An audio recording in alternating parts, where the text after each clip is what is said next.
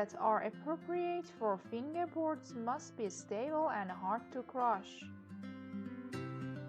Usually, those with density above 0.8 gram per cubic centimeter are enough crush resistant.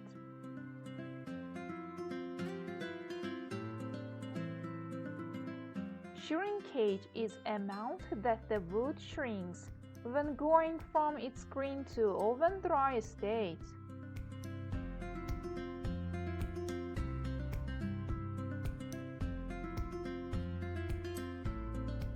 Usually, radial board shrinks half amount of same wood's tangential board.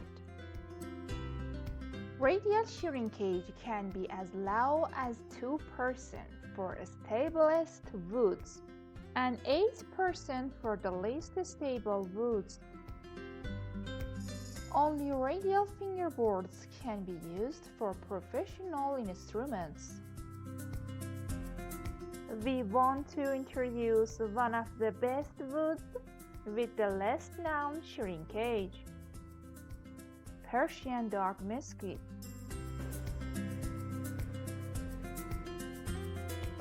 Its shrinkage is only about 1.6% in radial direction, about half shrinkage in comparison to African blackwood and Brazilian rosewood.